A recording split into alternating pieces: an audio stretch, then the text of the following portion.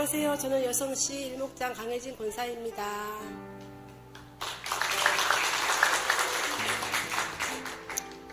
먼저 아무나 할 수 없는 인도 아울리치에 불러주신 하나님께 감사를 드립니다. 또 이르시되 너희는 온 천하에 다니며 만민에게 복음을 전파하라. 이 천국 복음이 모든 민족에게 전파되기를. 간절하게 기도하면서도 정작 인도 땅을 향하신 하나님의 사랑과 계획을 알지 못했고 인도에 대한 막연한 선입견으로 마음이 굳어 있었습니다. 하지만 하나님께서는 열방을 향한 하나님의 사랑을 더욱 깨달아 알기를 원하셨고 드디어 하나님의 때에 다시 한번 선교지로 부르시고 인도 땅으로 불러주셨습니다. 첫 시간 찬양으로 주님만이 왕이십니다. 내 삶에 이곳에 온 땅에 주님만이 왕이심을 고백하고 선포하며 경배와 찬양으로 인도 땅에 하나님의 나라가 임하기를 간절히 기도하며 시작했습니다. 두날개 델리교회 센터장 박하늘 목사님의 에스겔 37장의 마른 뼈들이 하나님의 성령으로 살아나는 말씀을 주셨습니다. 그 후 며칠 동안 접했던 인도는 말로 표현이 안 될 정도로 답답하게 다가왔습니다. 자동차와 릭샤와 오토바이와 지나가는 사람들, 지나가는 소들 이런 것들이 무질서하게 뒤엉켜 있고 하루 종일 경적을 울리는 소음으로 가득한 나라, 마른 먼지로 가득한 나라, 거리에 심어져 있는 나무 색깔도 뿌옇고 누워있거나 걸어다니는 개들마저도 눈빛이 흐릿해 있었습니다. 수천 년을 이어온 그들의 조상으로부터 부모들로부터 우상을 보고 배우고 자라며 반복된 우상 숭배의 관습과 이것이 헛된 것인지 전혀 알지 못한 채 지극정성으로 섬기는 이 큰 나라, 수많은 사람들을 보면서 하나님 이 땅을 어찌하면 좋습니까? 저 수많은 사람들을 어찌하면 좋습니까? 이곳이야말로 에스겔 골짜기를 가득 메운 마른 뼈들 그 자체였습니다. 제 입술에서는 계속 주님만이 왕이십니다. 이 땅에 이곳에 임하여 주옵소서.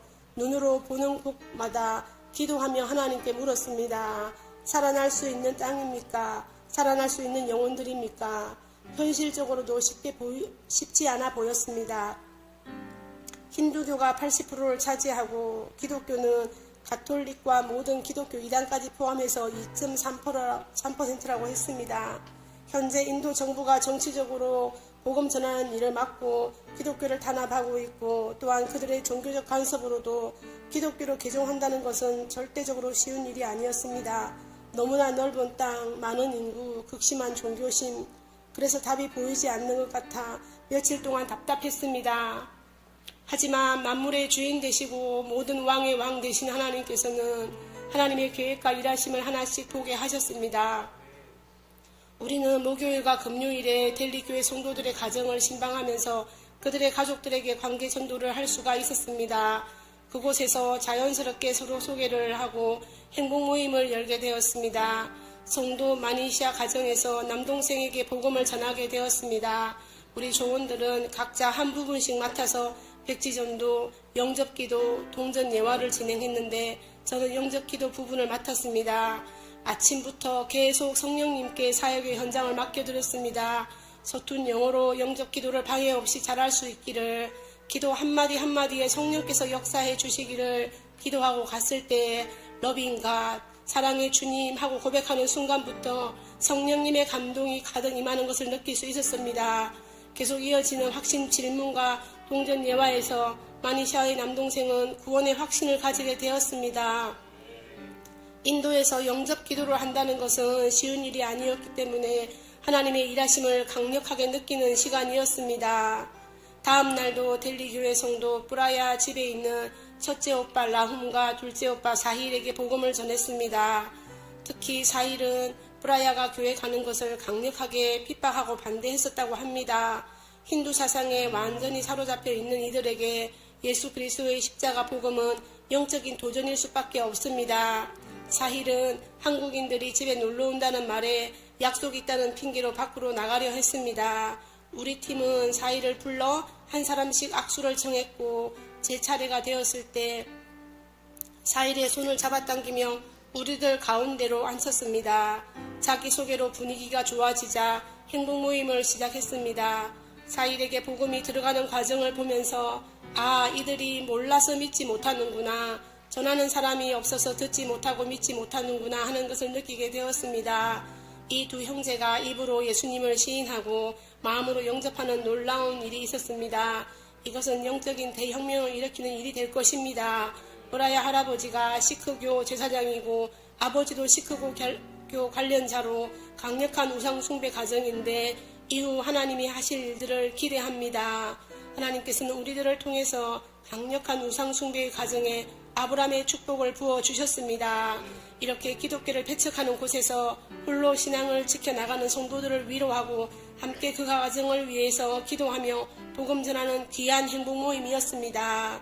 그리고 주일 아침 9시에 공원에서 열린 퀴즈 예배는 큰 은혜의 시간이었습니다.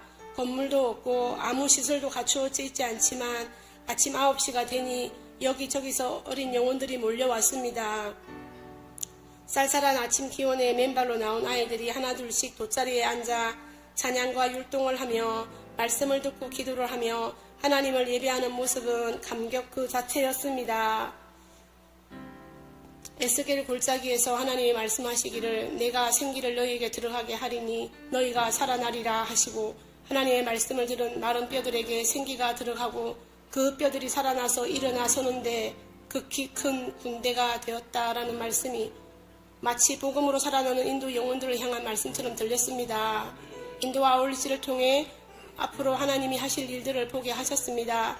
넓은 땅, 인구 밀도 1위, 극심한 종교심은 오히려 이 땅이 기회의 땅이 될 수 있다는 생각이 들었습니다. 이 땅에 와 보고서야 하나님이 이 인도 땅을 얼마나 사랑하시는 것을 조금이나마 깨닫게 되었습니다.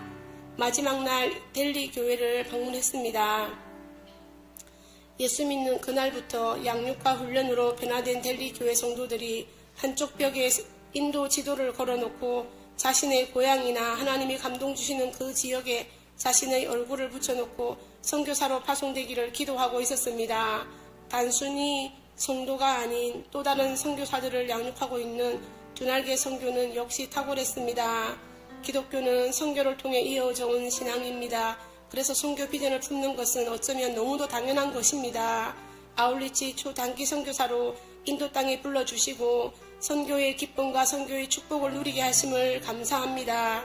저의 삶의 1년이라는 시간을 하나님께 온전히 드려서 한 영혼을 구원하고 일꾼을 세우는 일에 쓰임받는 날이 오기를 기대하고 소망합니다.